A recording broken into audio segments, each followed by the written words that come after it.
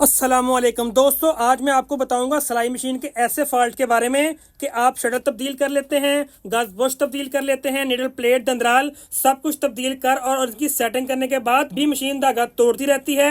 इस मसले का हल आपको मिलने लगा है तो अलर्ट हो जाएं। ये आप देख सकते हैं कि नथ का जो आइलेट है जिसे मोती बोलते हैं उसके अंदर बहुत बड़ा कट पड़ गया है। कट पड़ने से धागा जब ऐसे ऐसे चलता है तो धागा कमजोर होकर टूट जाता है, शटल तक पहुंचता ही नहीं है। तो इस मसले का हल यही है कि इसका आइलेट तब्दील करना पड़ता है। आइलेट तब्दील करना बहुत ही आसान है, लेकिन इसका तरीका जो है वो सीखना बहुत जरूरी है। अगर आप गलत तरीके से मोती निकालते हैं तो नथ आपकी टूट जाती है। इसीलिए आपने नथ के साथ धक्का नहीं करना, नहीं तो नथ भी टूट कर यही कहेगी साड़ा चलता है धक्का सी तां करते हैं। तो मोती निकालने के लिए ये वाली रेती तो आपने बिल्कुल नहीं लेनी। बाजार से आपको इजीली 150 रुपए की रेंज में ये वाली डायमंड फाइल मिल जाएगी।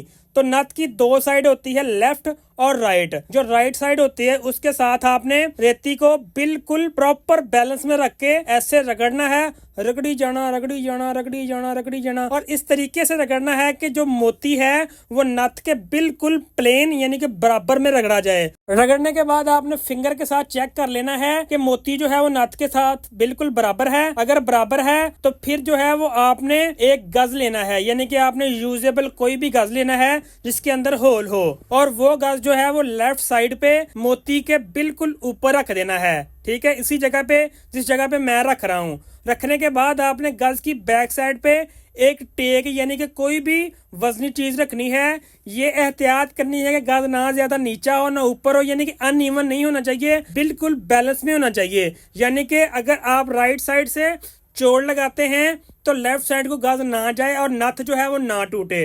तो आपने पूरी साइज की वो चीज लेनी है जो मोती के बराबर हो, वो रख के आपने हल्की सी चोड़ लगानी है और मोती निकल के गज के अंदर, ये देखें शू मंतर, ये देखें मोती बाहर आ गया है। जो पुराना मोती है उसके अंदर कट बना हुआ है और जो नया मोती है वो बिल्कुल साफ है, यानी कि बिल्कुल क्लियर है। और मैं आपको एक चीज मजे की बताता हूँ कि मोती के भी साइज होते हैं। आपने जब भी मोती परचेज करना है तो उनको कहना है कि नथ के साइज का मोती दें। ये देखें ये वाला मोती जो है वो बड़ा है, आइलेट के भी साइज होते हैं, इसलिए आपने नथ वाला ही मोती लेना है। बड़ा जो है वो आपका जाया जाएगा, उसकी फिटिंग नहीं होगी।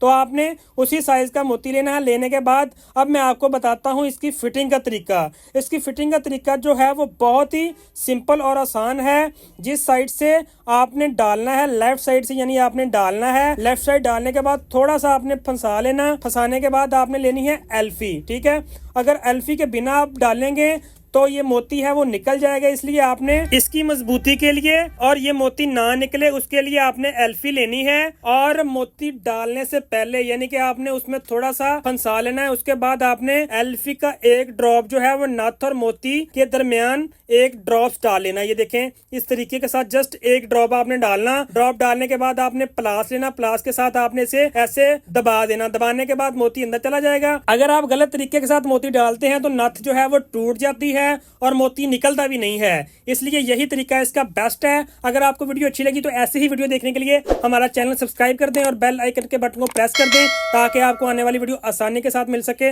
अल्लाह हाफिज।